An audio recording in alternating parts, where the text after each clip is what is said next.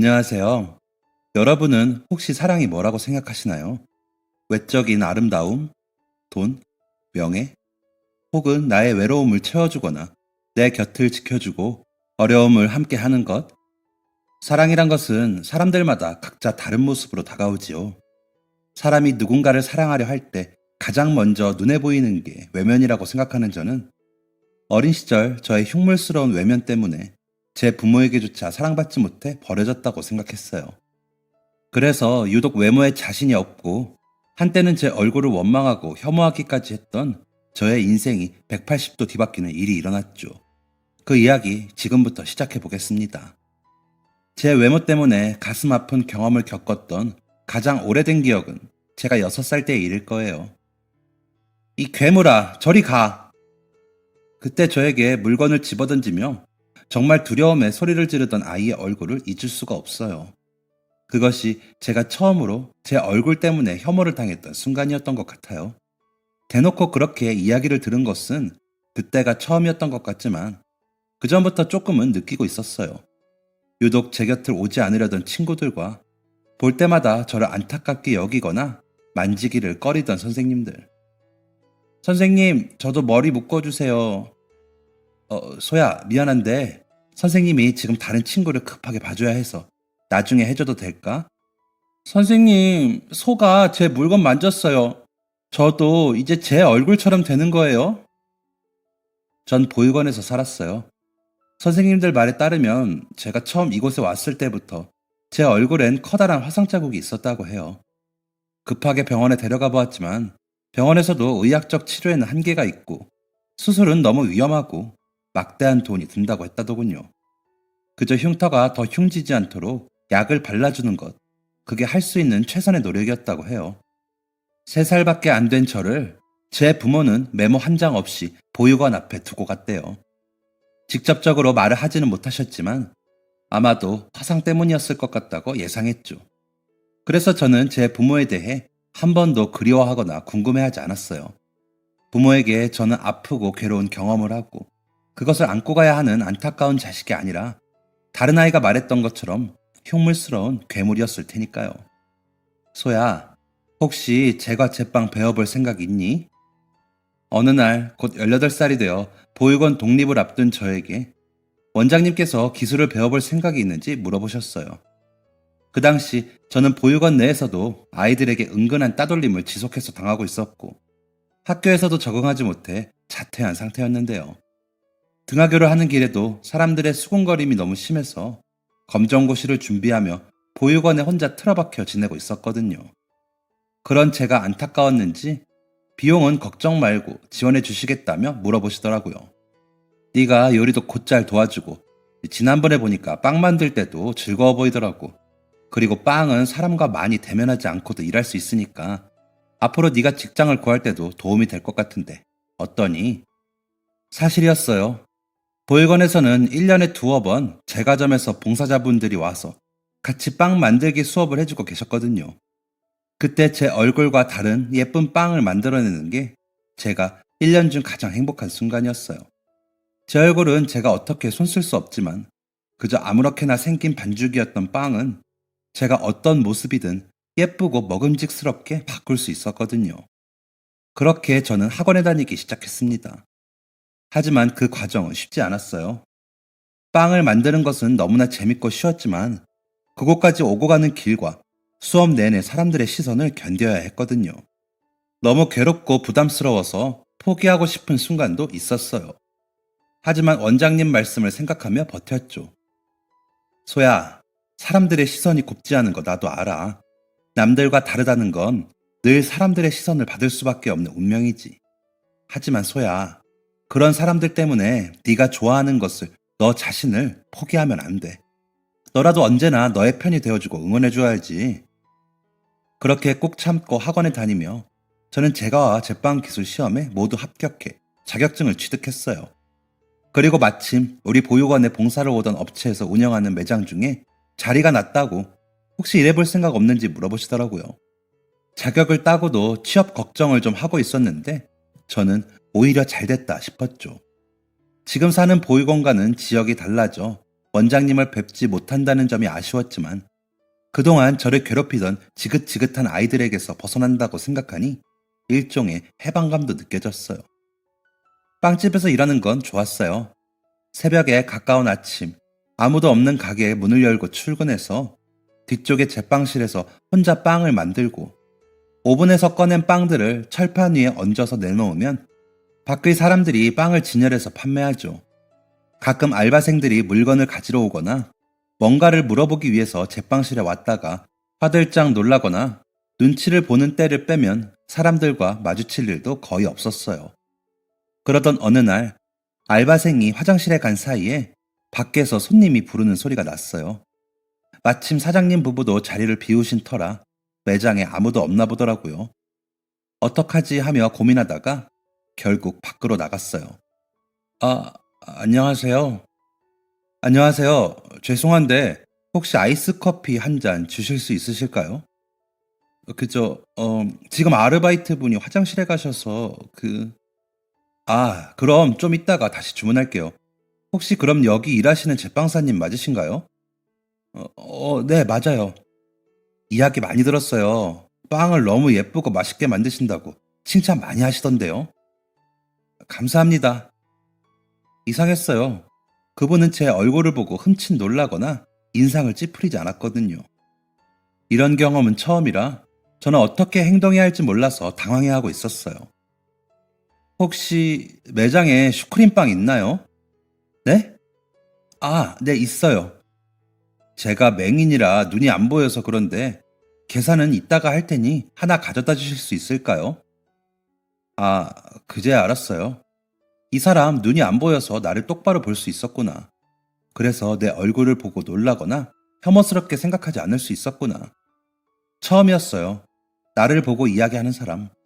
얼굴로 나를 먼저 판단하거나 편견을 갖지 않고 진짜 나와 이야기하는 사람이요.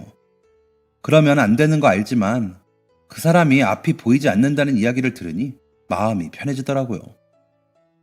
그럼 앉아서 드실 수 있게 접시해 드릴까요? 네, 그렇게 해주시면 좋을 것 같아요. 네, 그럼 자리로 가져다 드릴게요. 의자랑 테이블은 저쪽인데 혹시 같이 가드릴까요? 아니에요. 저 여기 자주 와봐서 혼자서도 갈 수 있어요. 감사합니다. 저는 빵과 포크, 나이프, 물티슈까지 준비해서 그분의 자리로 가져다 드렸어요. 그분은 고맙다고 인사를 하였고 잠시 후 알바생이 나오면서 저는 다시 제빵실 안으로 들어갔죠. 그 후에도 그 사람은 종종 매장에 왔었는데 저도 모르게 어느새 그 사람을 기다리고 있더라고요. 제빵실 안에서 귀를 기울이며 그 사람 목소리가 들릴 때마다 슬쩍 고개를 빼서 그 사람을 보기도 하고 아무도 몰래 제가 자신 있는 빵들을 그분 자리로 가져다 주기도 했어요. 그럴 때마다 그 사람은 언제나 밝은 얼굴로 저와 대화해 주었고 늘 친절하고 상냥하게 저를 대해 주었어요. 아마도 어느 순간부터인가 저는 그 사람을 좋아하게 된 것 같아요. 그리고 알고 보니 그 사람도 저와 같은 마음이었더라고요. 어느 날인가 그날도 몰래 빵을 가져다 주었는데 그 사람이 말하더군요. 혹시 시간 되시면 퇴근하고 여기 앞에 있는 공원 가실래요? 날씨도 정말 좋고 만들어주신 빵이 거기서 먹으면 더 잘 어울릴 것 같아서요. 수줍은 듯 이야기를 하는 그 사람에게 저는 당장이라도 좋다고 하고 싶었지만 문득 제 얼굴 때문에 이 사람 역시 수군거림을 듣진 않을까 걱정이 들었어요. 그래서 고민하던 차에 다시 한번 그러더군요. 혹시 남자친구 있으시거나 결혼을 하셨거나. 아니요, 아니에요. 남자친구도 없고 결혼도 안 했어요. 그게 아니라, 그럼 제가 눈이 안 보여서 그러신 걸까요? 만약 그게 아니고 같이 가고 싶으신데 다른 이유로 그러신 거라면 저는 다 괜찮습니다. 그냥 그렇다고요. 아니에요. 눈이 안 보여서라뇨. 감히 제가 어떻게. 갈게요. 같이 가요. 이 사람도 이렇게나 용기를 내주었는데 저도 거기에 응답하고 싶었어요. 어쩌면 결점이라고 볼 수 있는 자신의 문제를 아무렇지 않게 드러내는 점도 저와는 달라서 멋있어 보였고요. 그리고 다시는 없을지 모를 기회일지 모르잖아요. 놓치고 싶지 않았어요. 그렇게 저희는 퇴근하고 어스름한 노을이 지는 여름공원을 한참을 걸었어요. 가져간 빵과 음료를 벤치에 앉아서 나누어 먹기도 하고 수많은 이야기를 노을이 지나고 해가 질 때까지 했죠. 이렇게나 말이 잘 통하는 사람은 처음이었던 것 같아요. 그 사람과 이야기하는 내내 아, 이런 게 사람과 대화를 하는 거구나. 처음으로 제가 보통의 사람이 된 것 같았어요. 그렇게 저는 그 사람과 종종 시간을 같이 보냈어요. 저보다 5살이 많은 그 남자는 현재 번역 일을 하고 있다고 했어요. 여러 가지 책과 글을 점자로 번역해서 만드는 일을 하고 있었죠. 큰 돈이 되는 일은 아니라고 했지만 그래도 점자 교육을 위한 수업도 하고 있어서 굶지 않을 정도로 돈을 벌고 있다고 했죠. 그렇게 저희는 자주 만나서 시간을 보내게 됐고 어느새 사랑에 빠졌어요. 그렇게 1년이 지난 어느 날 제가 그 사람에게 물었어요. 혹시 결혼에 대해서 어떻게 생각해? 결혼? 응, 그냥 어떻게 생각하는지 궁금해서. 그는 잠시 대답을 망설이더군요. 아, 내가 괜한 말을 꺼냈구나 하며 후회하고 있었어요. 미안, 당장 하자는 건 아니었어. 그냥 대답 안 해도 돼. 아니야, 그런 게 아니라 사실 전부터 해야 할 말이 있었는데 네가 어떻게 받아들일지 몰라서 못했어, 사실. 전 그 사람의 입에서 어떤 말이 나올지 몰라 두렵고 긴장됐어요. 하지만 그가 저에게 한 말은 제가 예상하지도 못했던 이야기였습니다. 사실 소가 일하는 그 빵집 우리 부모님이 하는 곳이야. 그전부터 부모님한테 네가 성실하고 빵도 예쁘고 맛있게 잘 만든다는 이야기를 들어서 먹으러 갔었어. 네가 만든 빵에는 너의 정성과 고운 마음씨도 함께 느껴졌어. 그래서 그 후로도 종종 네가 일하는 시간에 갔었고 보이지 않는 곳에서도 늘 성실한 너한테 자꾸 관심이 가고 어느새 좋아하게 되었어. 상상도 못했어요. 사장님 부부가 남자친구의 부모님이었다니. 깜짝 놀라 할 말을 잃었죠. 계속 말해야지 고민했는데 타이밍을 놓쳤어. 나 혼자 너를 먼저 알고 있었다고 하면 어떻게 생각할지도 모르겠고 또 그 가게가 우리 부모님이 하신다는 게 그렇게 중요한가 싶기도 했었고 여러 가지 고민을 하다 보니 이렇게까지 되었네. 미안해. 처음부터 이야기했어야 하는데. 아니에요. 놀라긴 했지만 상대가 어떻게 받아들일지 몰라 두려워서 비밀을 안고 사는 거. 어떤 기분인지 알 것 같아요. 그는 결혼에 대해서는 긍정적이라고 했어요. 그래서 저희는 우선 부모님께 허락받기로 했죠. 며칠 후 부모님께 인사를 드리러 갔어요. 하지만 안 된다. 내 눈에 흙이 들어와도 절대 안 돼. 고아에다가 어머니 아버지! 처음이었어요. 그의 그렇게 화난 모습. 부모님의 말문을 막으며 소리를 매섭게 지르더군요. 그러더니 서둘러 저를 자리에서 데리고 나왔어요. 걱정 마. 부모님은 내가 어떻게든 설득해 볼게. 그리고 만약 그렇게 설득해도 안 된다면 그냥 우리 둘이 결혼하자. 앞으로 가족이 되는 건 우리잖아. 멀쩡히 있는 부모님을 등지다니. 저는 어떻게든 그를 설득하고 싶었지만 그의 생각은 완고했어요. 다음 날 출근을 하니 사장님들이 저를 기다리고 있더군요. 그동안 보육원 출신에다가 다른 곳에서 일할 것도 없고 해서 봉사하는 마음으로 받아준 건데 어떻게 그 얼굴로 우리 아들을 꼬실 수가 있어? 죄송합니다. 난 이 결혼 절대 반대야. 절대 안 돼요. 소가 좋은 사람이고 성실한 사람인 거 알아요. 하지만 우리 아들 결혼 상대는 절대 아니야. 퇴직금이랑 그동안 우리 가게 매출 올려준 게 고마워서 추가로 더 넣었어요. 그러니까 이거 가지고 이사를 가던 뭘 하던 우리 아들이랑 떨어져요. 사모님은 두툼하게 들은 돈 봉투를 건네더군요. 하지만 그럴 수 없었어요. 그는 제가 살면서 유일하게 저를 사랑해준 사람이었으니까요. 그리고 어쩌면 앞으로도 2번 다시는 그런 사람을 만날 수 없을지도 몰라요. 저는 그 안에서 월급과 퇴직금만 빼고 나머지를 돌려드리며 말했어요. 그동안 제게 일할 자리를 주신 건 감사하게 생각해요. 하지만 저도 그에 보답하기 위해서 그동안 열심히 일했습니다. 그리고 2분께는 정말 죄송하지만 저도 아드님을 아주 많이 좋아해요. 그래서 그 부탁은 못 들어드릴 것 같습니다. 저는 돈 봉투를 들고 가게를 나왔어요. 집에 가는 길 내내 다리에 힘이 풀려 후들거리고 손도 벌벌 떨리더라고요. 그리고 한없이 눈물이 났습니다. 착하고 열심히 살았는데 누군가에게는 이것만으로도 충분할 텐데 저는 얼굴의 흉 때문에 언제나 그것만으로 충분하지 못한 사람인 거예요. 그런 생각이 들면서 너무나 가슴이 아팠습니다. 집에 가서 밤새 알아누워 기억나지도 않는 부모님을 원망하며 울었어요. 괜찮아? 병원 갈까? 눈을 떠보니 언제 왔는지 걱정스러운 표정의 그가 제 손을 잡고 있었어요. 저는 그를 보자 눈물이 왈칵 쏟아졌습니다. 아이처럼 엉엉 울었어요. 그는 그런 제 등을 말없이 두드려줬죠. 정신을 차리고 보니 한쪽에 짐가방이 보였어요. 이 짐은 뭐야? 나 집 나왔어. 말했잖아. 결혼 반대하시면 우리끼리라도 하자고. 넉넉하진 않지만 우리 월세에 보탤 돈 정도는 있어.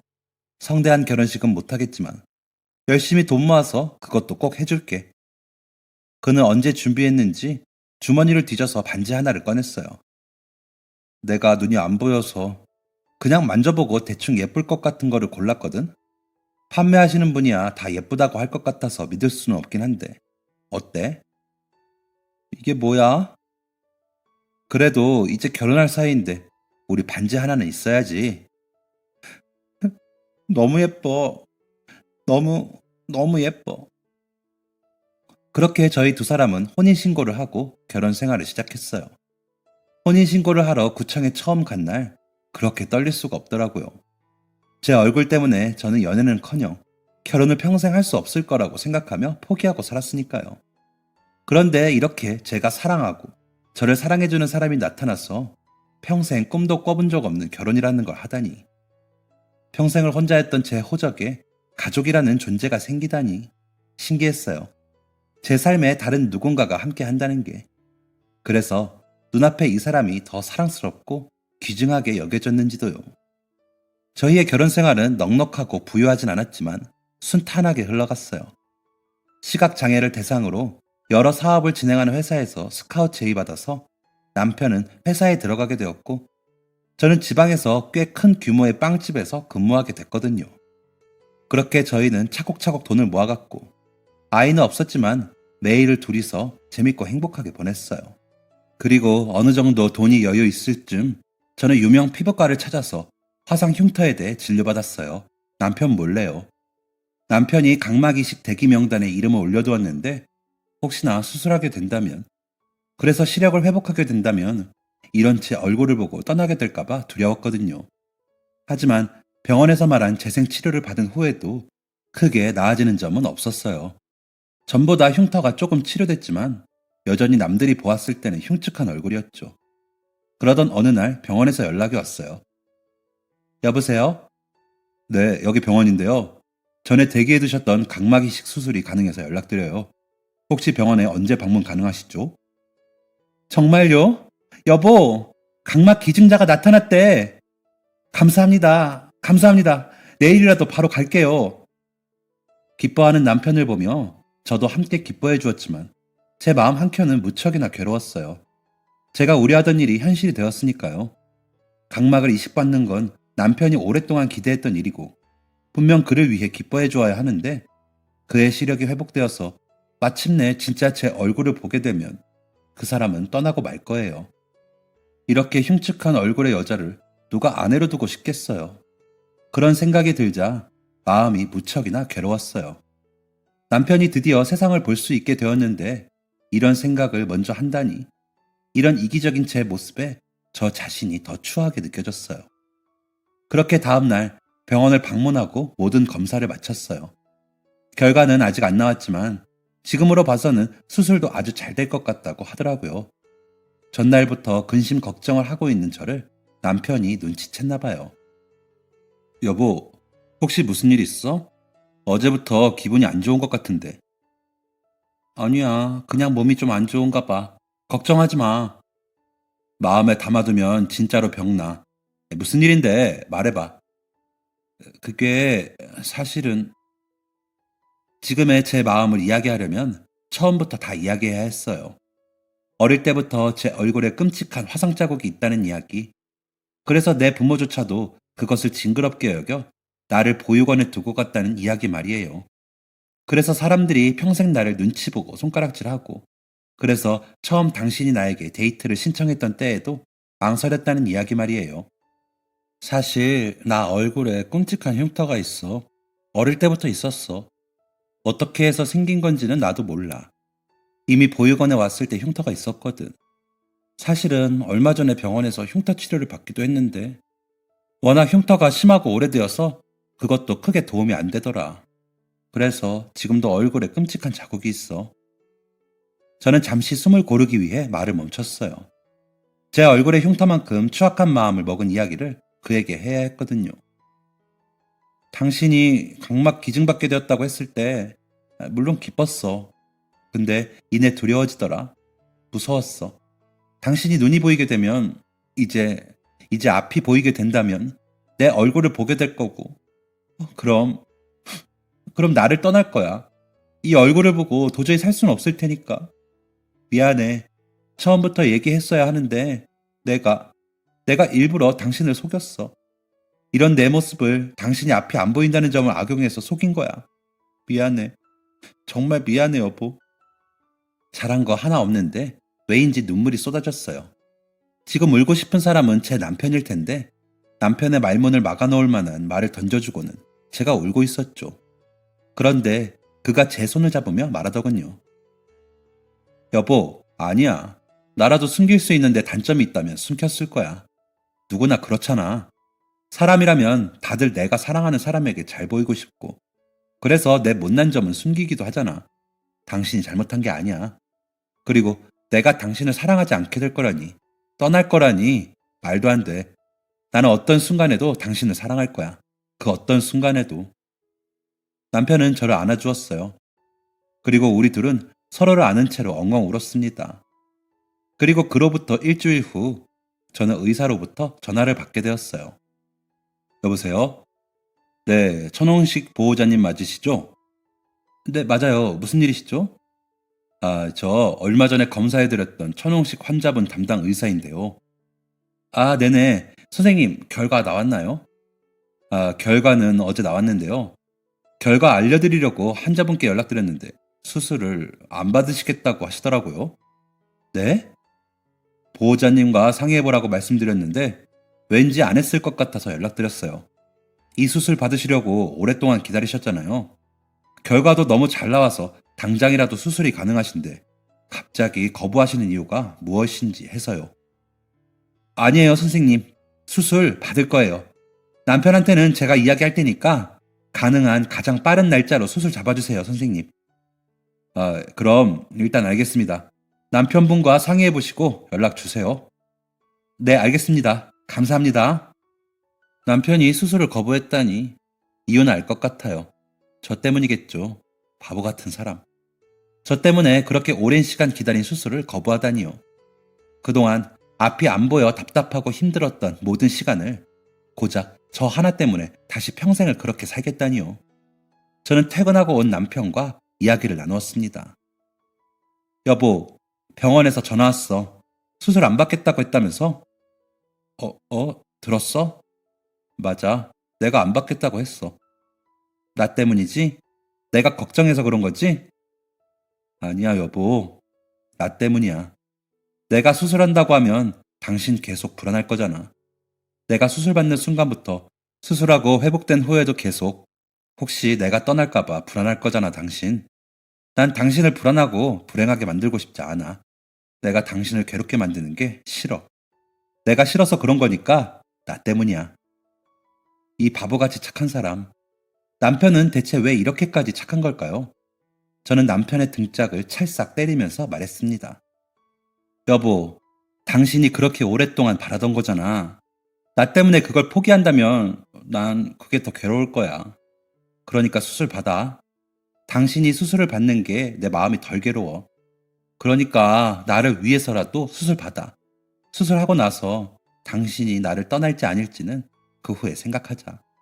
지금은 그냥 이 수술에만 신경 쓰자. 여보, 당신이 왜 그런 걱정을 하는지 모르겠지만, 아니, 그동안 너무 힘들게 살았으니까 당연히 그런 걱정이 있을 수 있겠네. 그렇지만 난 절대로 당신을 떠날 리 없어. 당신의 얼굴을 보게 된다고 해도 나는 절대로 당신을 사랑하는 일을 멈추지 않을 거야. 남편의 그런 말을 들으니 고마웠어요. 하지만 그건 아직 제 얼굴을 직접 보지 못하였기 때문에 할 수 있는 말이라고 치부해 버렸죠. 그래서 안심이 되진 않았어요. 제 얼굴을 보면 남편이 반드시 떠날 거라고 생각했거든요. 하지만 괜찮았어요. 제가 사랑하는 이 사람이 더 행복해질 수 있다면, 조금 더 나은 삶을, 조금 더 편안한 삶을 살 수 있다면 괜찮아요. 그걸로 충분해요. 잘 다녀와, 여보. 수술 잘 될 거야. 고마워, 여보. 나 잘하고 올게. 그렇게 남편은 수술실로 들어갔어요. 그리고 저는 남편이 수술을 진행하는 동안 집에 돌아가 짐을 쌌어요. 남편이 저를 두려워하고 경멸스러워하는 표정을 도저히 볼 자신이 없었거든요. 그래서 남편의 수술이 무사히 끝나고 나면 저는 남편 곁을 떠나려고 결심했어요. 미리 준비한 이혼 서류에 도장도 찍어 식탁 위에 올려뒀죠. 이제 남편이 흉측한 저 없이 완전히 새로운 삶을 살기를 바랐거든요. 꽤 긴 수술 시간이 끝나고 병원에서 수술이 무사히 끝났다는 연락이 왔어요. 저는 남편에게 마지막 인사를 전하기 위해 병원으로 향했죠. 이제 막 수술을 마친 남편은 회복실에 누워 있었어요. 저는 아직 마취가 채 풀리지 않은 남편의 손을 잡고 마지막으로 그의 얼굴을 바라보았죠. 이제 두 번 다시 볼 수 없을 거라고 생각하며 마지막으로 그의 속눈썹 하나까지 제 눈에 꼼꼼하게 담았어요. 여보, 수술 잘 됐대. 회복하고 나면 앞으로 웬만한 건 다 잘 보일 거래. 수술 너무 잘 됐대. 분명 기뻐야 하는데 나는 왜 이렇게 슬프지? 역시 나는 얼굴만큼 마음도 못 됐나 봐. 미안해. 그리고 그동안 고마웠어. 나 당신 만나고 처음으로 사랑이 뭔지도 알게 됐고 가족이 어떤 건지도 알게 됐어. 당신은 나한테 처음으로 생긴 가족이야. 고마워 그동안 나에게 이렇게 많은 걸 줘서. 저는 쏟아지는 눈물로 남편이 덮고 있는 이불을 적시며 다시 한번 그의 손을 꼭 잡았어요. 정말 고마워, 여보. 당신은 괜찮다고 했지만 그건 아직 내 얼굴을 못 봤기 때문에 할 수 있는 말이야. 내 얼굴을 보고 나면 당신이 어떤 표정을 지을지 너무 두려워. 그래서 도저히 당신이 눈 뜨는 걸 기다릴 자신이 없어. 그렇게 사랑하는 당신이 나를 보고 더 이상 웃지 않게 될까봐, 나를 끔찍하게 여기게 될까봐 너무 두려워. 잘 있어, 여보. 이제 정말, 진짜로 행복해. 저는 마지막 인사를 하고 병원을 떠났어요. 그리고 남편의 눈이 회복될 동안 그를 도와줄 사람이 필요했기 때문에 저와 결혼을 하기 위해 의절했던 그의 부모님에게 연락을 드렸죠. 안녕하세요, 어머니. 저 소희입니다. 뭐? 네가 감히 여기가 어디라고 전화해? 혹시 내 아들한테 무슨 일 생긴 건 아니겠지? 죄송해요, 어머니. 누가 네 어머니야? 여전히 전 사장님, 남편의 어머니 반응은 차가웠어요. 그러시는 것도 충분히 이해가 갔죠.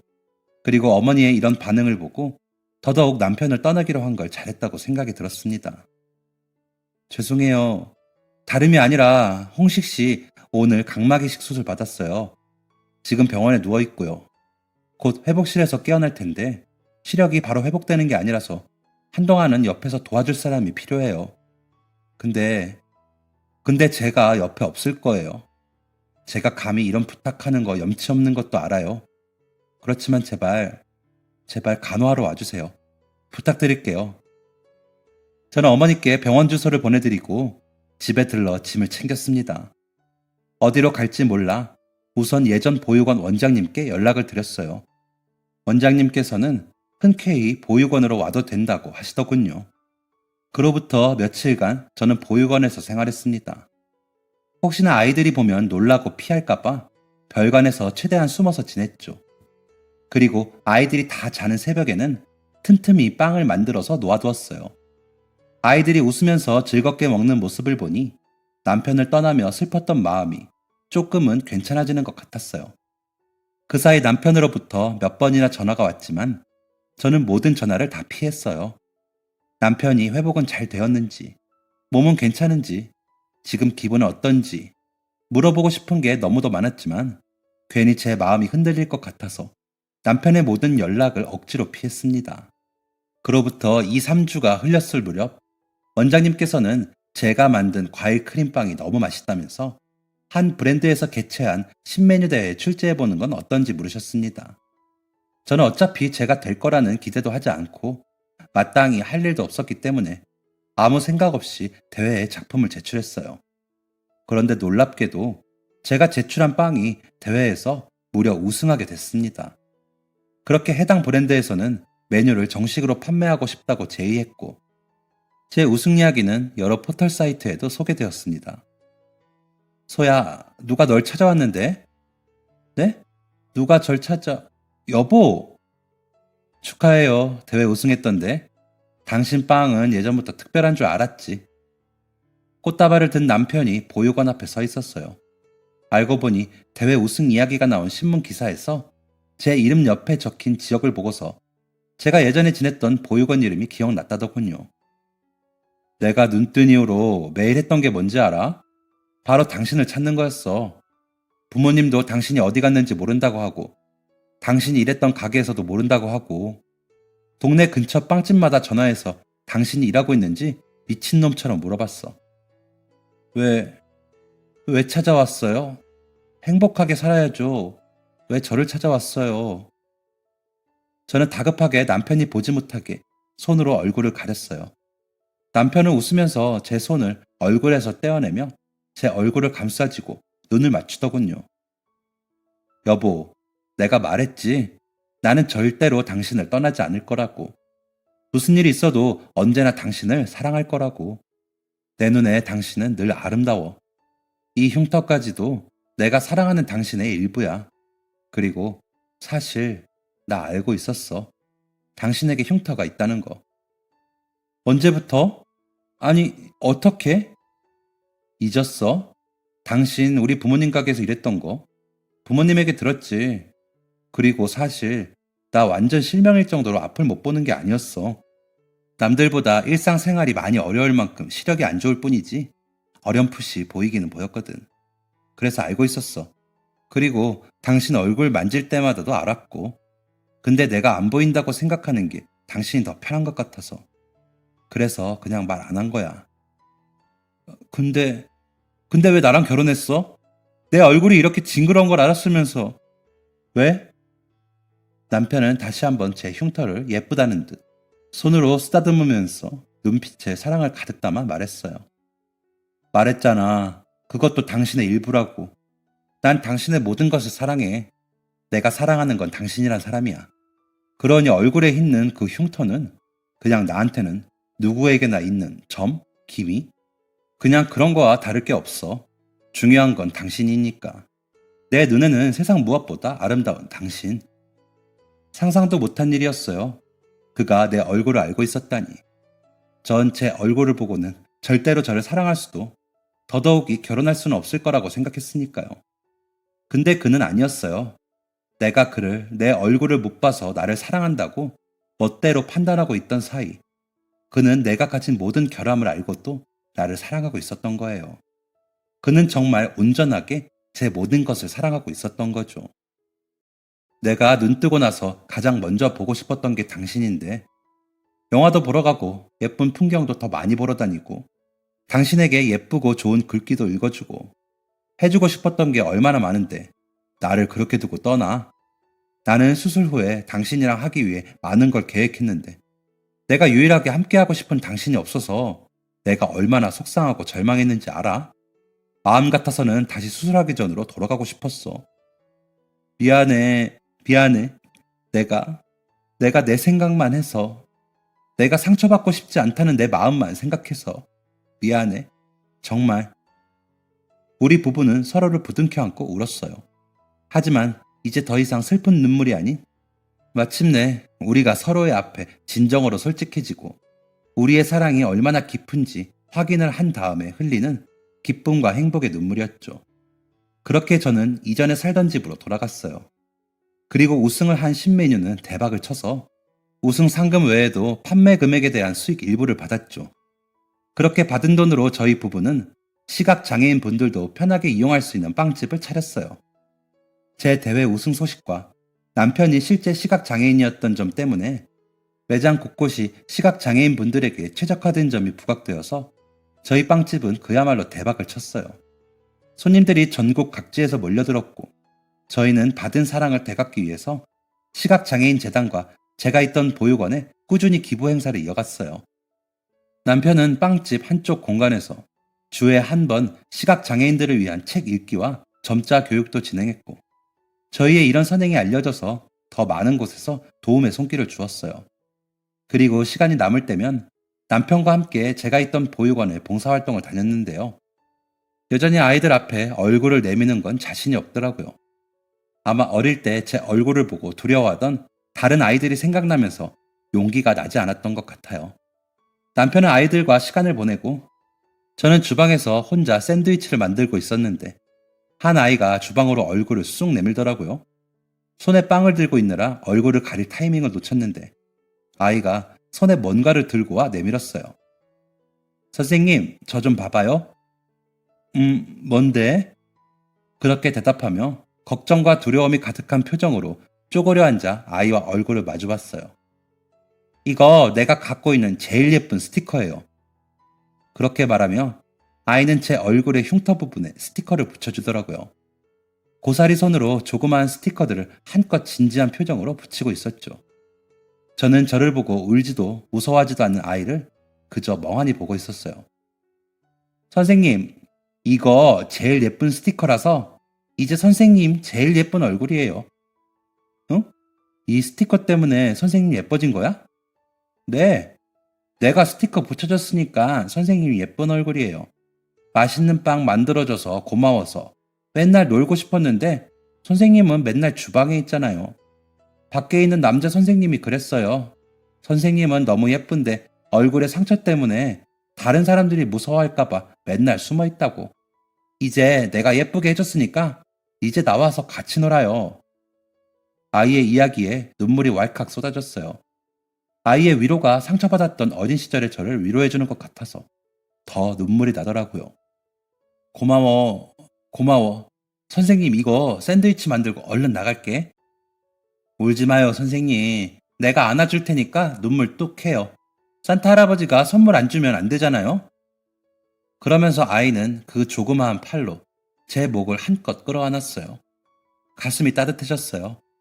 나는 그저 내 결함을 핑계로 숨고 도망치기 바빴는데 어쩌면 사람들 앞에 서지 못했던 건 보기 안 좋은 제 흉터 때문이 아니라 저 자신을 부끄러워하고 창피해하는 제 마음이 더 못났기 때문이었을지도 몰라요.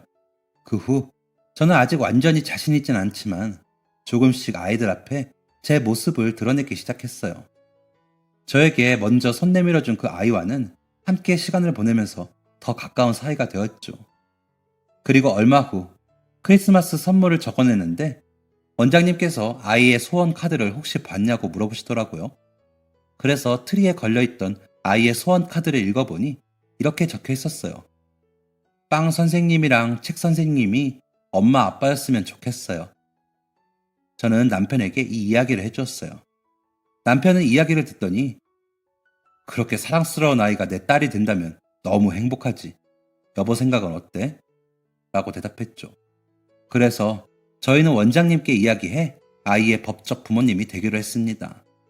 그리고 그해 크리스마스에 저희는 아이들 선물을 잔뜩 사들고 보육원을 방문해 아이에게 이 사실을 알려주었어요.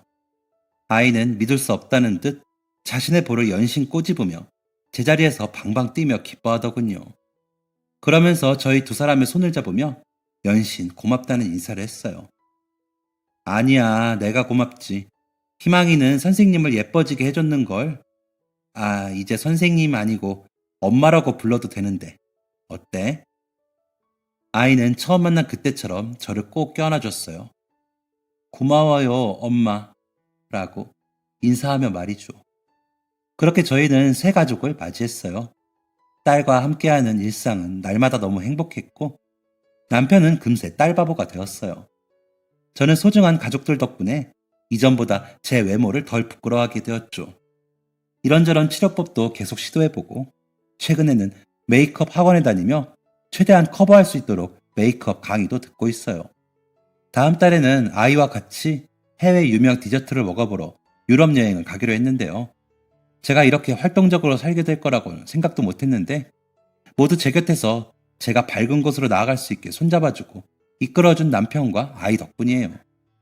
남편은 요즘 일보다 어떻게 하면 매일 아이와 재밌게 보낼 수 있을까를 연구하느라 더 바쁜 것 같아요. 수술 이후에 연락을 주고받게 된 남편 부모님과도 이제는 간간히 안부 인사를 드려요. 여전히 저를 썩 마음에 들어 하시진 않지만 그래도 가끔 연락드리면 예전처럼 화내진 않으세요. 이 정도면 많이 나아진 거겠죠. 사랑의 힘은 위대하다고 그런 이야기를 들었지만 그 위대한 힘을 가진 사랑이 나한테는 일어나지 않을 거라고 믿으며 살아왔어요. 사실 모든 사람이 다 같진 않아요. 누군가는 제 흉터를 보고 안타깝게 여기기도 하고 누군가는 무서워하기도 하죠. 하지만 누군가는 그 흉터를 그저 모든 사람이 갖고 있는 별것 아닌 일로 생각하기도 해요. 단순히 얼굴에 보여지는 흉터가 아니라 제 내면을 봐주는 사람도 있는 건데 저는 너무 성급하게 마음을 닫고 다른 사람은 당연히 저를 싫어할 거라고 생각하고 먼저 피해버린 거예요. 제가 먼저 다가가려는 노력조차 하지 않았죠. 제 얼굴에 드러나는 흉터보다 마음속에 자리 잡은 흉터가 더 깊고 진해서 제 마음이 못나졌던 걸 너무 뒤늦게 깨달았죠. 그리고 늦게라도 그것을 깨닫게 해주고 다시 회복할 수 있도록 도와준 제 남편과 아이에게 정말 고마워요. 그래서 제 남편과 아이가 그랬던 것처럼 저도 제가 받은 사랑을 보답하기 위해 계속 노력할 생각이에요.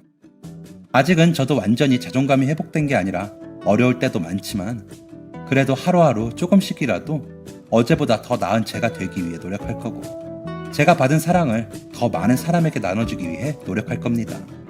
그리고 그렇게 닿은 사랑이 누군가에게는 제가 받았던 것처럼 큰 의미가 되어 굳게 닫힌 마음의 빗장을 여는 계기가 되기를 바라요.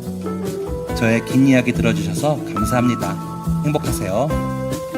지금까지 사연 들어주셔서 감사합니다. 사연이 재밌으셨다면 구독과 좋아요를 눌러주세요. 감사합니다. 안녕히 계세요.